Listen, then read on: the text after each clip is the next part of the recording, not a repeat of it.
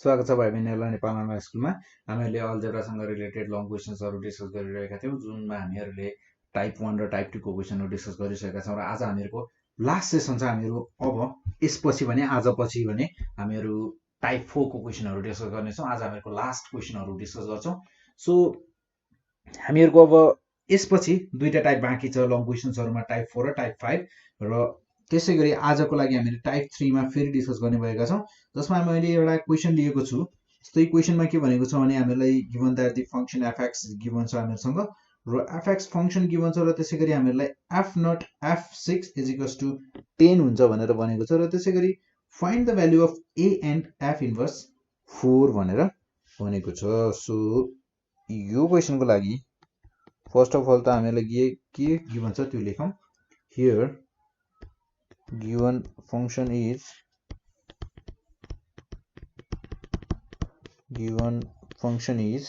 हामीहरुको छ fx = 3x plus a, ठीक छ। देन हामीहरुसँग यहाँ गिवन भनेको अर्को छ and f0 f6 = 10 पनि गिवन छ। So to find हामीहरुको value of a and f inverse 4। so first of all हामीहरु fx फंक्शन को इन्भर्स क्याल्कुलेट गरौं। देन so let y = हामीहरुको fx फंक्शन छ हामीहरुको 3x plus a।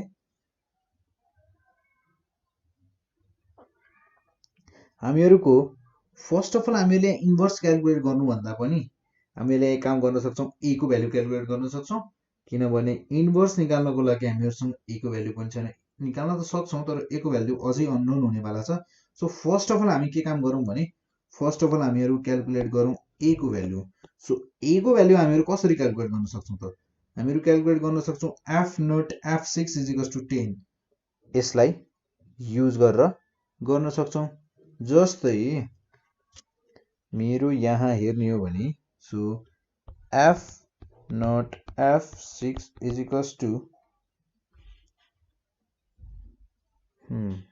f6 भन्दा पनि हामी यहाँ 6 को ठाउँमा x लिन सक्छौं।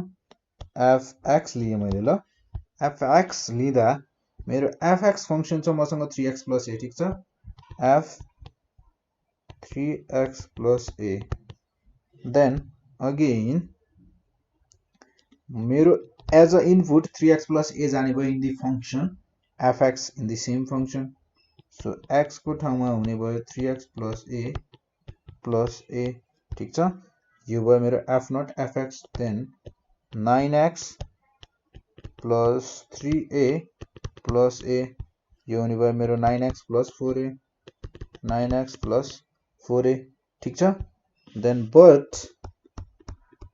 when x = 6 then f0 f6 = 9 × 6 plus 4a, ठीक छ। यो हुने भयो हाम्रो 9 6 जा 54 plus 4a हुने भयो र हामीहरुको f0 f6 को भ्यालु त हामीहरुसँग छ। So we have f0 f6 = हामीहरुसँग गिवन छ र गिवन छ हामीहरुसँग = 10। सो =10 देन यो हुने भयो हामीहरुको 54 plus 4a = 10। हामीहरु यहाँबाट a को भ्यालु क्याल्कुलेट गर्न सक्छौं। 4a = 10 minus 54। 10 minus 54 भनेको यो हुन जाने भयो हामीहरुको 4a = 44।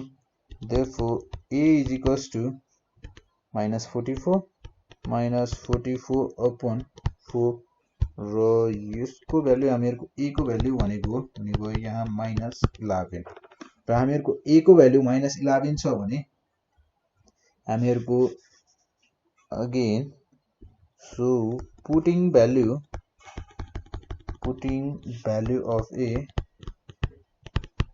of a in function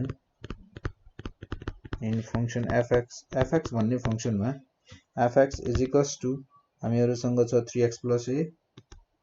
3x plus a so fx is equals to भनेको हामीहरुको 3x minus 11 ठीक छ सो अब हामीहरुको fx फंक्शन क्लियरली हामीहरुसँग छ सो त्यसो भए हामी fx फंक्शन को भ्यालु क्याल्कुलेट गर्न सक्छौं यानी कि यसको इन्भर्स क्याल्कुलेट गर्न सक्छौं first of all so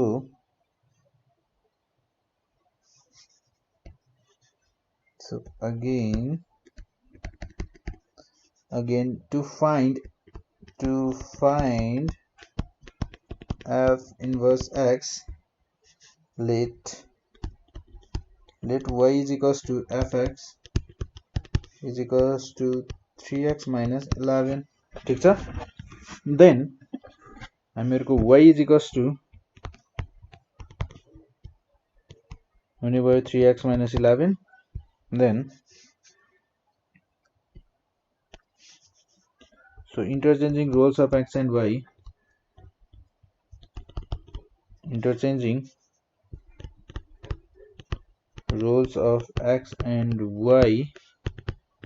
we get x is equals to 3y minus 11 ठीक छ then हामीहरुको x plus 11 is equals to 3y र हामीहरुको y भनेको y is equals to x plus 11 by 3 ठीक छ सो यो भनेको त हामीहरुको that is यो भनेको हामीहरुको हुने भयो fx फंक्शन को inverse so inverse of fx is equals to x plus 11 upon 3 यो भयो हामीहरुको इन्भर्स फंक्शन सो हामीहरुलाई चाहिएको भनेको इन्भर्स फंक्शन होइन हामीलाई चाहिएको भनेको इन्भर्स फंक्शनले एज अ इनपुट 4 लिँदा त्यसको भ्यालु कति हुन्छ भनेर हामीले क्याल्कुलेट गर्नुपर्ने सो हामीहरुसँग इन्भर्स फंक्शन छ भने अब त्यसमा चाहिएको भ्यालु इनपुट गराइदिम so when x is equals to हामीहरुलाई चाहिएको भनेको 4 हो then x is equals to 4 then f inverse 4 is equals to 4 plus 11 upon 3 यानी कि यो भने हामीहरुको 15 divided by 3 is equals to 5 hence thus the required value of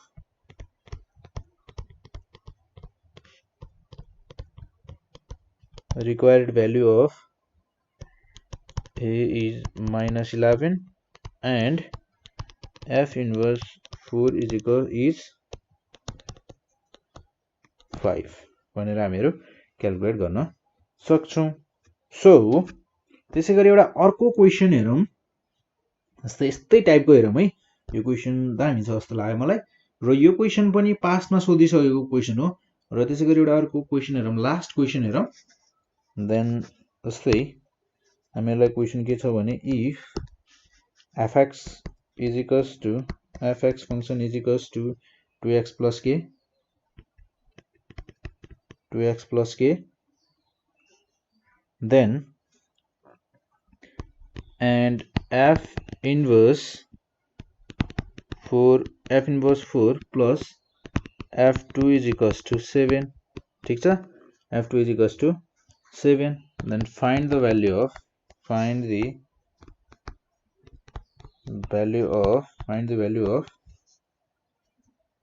k हामीले यहाँ k को भ्यालु फाइन्ड गर्नुपर्ने छ सो फर्स्ट अफ अल हामीलाई गिवन भनेको यहाँ के छ त्यो हेरौं सो हामीलाई यहाँ गिवन भनेको here fx फंक्शन छ so here fx is equals to 2x plus k is the given function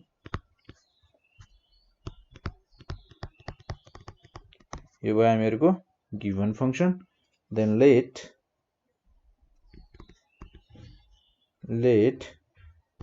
y is equals to fx ठीक छ then is equals to 2x plus k interchanging roles of x and y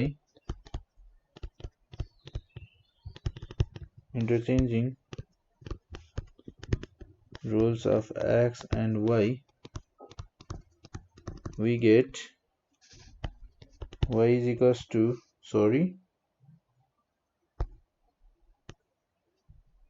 x is equals to 2y plus k. then मेरो यहाँबाट y भनेको x minus k upon 2 हुने भयो ठीक छ। then f inverse x भनेको f inverse x is equals to that is f inverse x is equals to हामीहरुको हुने भयो x minus k upon 2 ठीक छ। so हामीहरुको क्वेशनले के भनेको छ भने हामीहरुको f inverse 4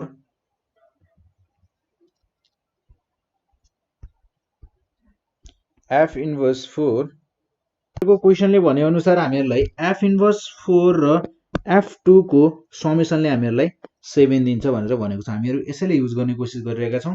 then हामीहरुको f inverse 4 को ठाउँमा यहाँ गर्न सक्छौं हामी when x is equals to 4 हुँदा हामीहरुको f inverse 4 is equals to हुने भयो 4 minus k upon 2 ठीक छ।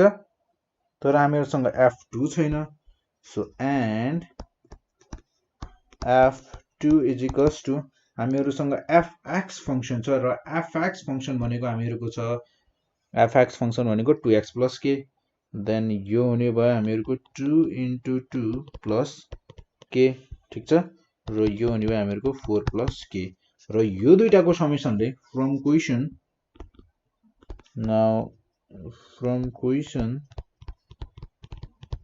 from question we have हामीहरुसँग छ f inverse 4 plus f2 is equals to 7 ठीक छ। then हामीहरुको f inverse 4 भनेको छ 4 minus k by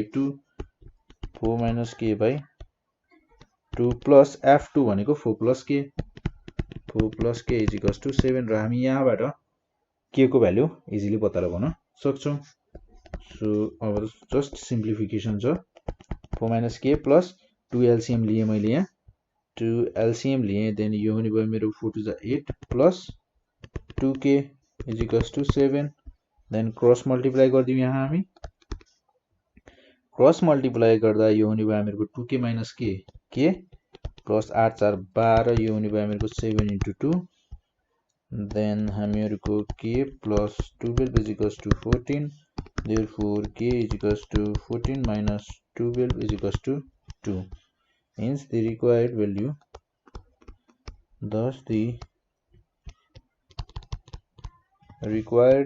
of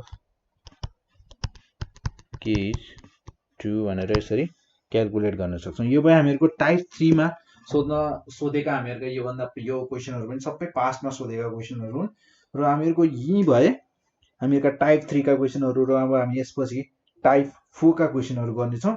then हामीहरुको यतिमै समाप्त हुन्छन् टाइप 3 का क्वेशनहरु।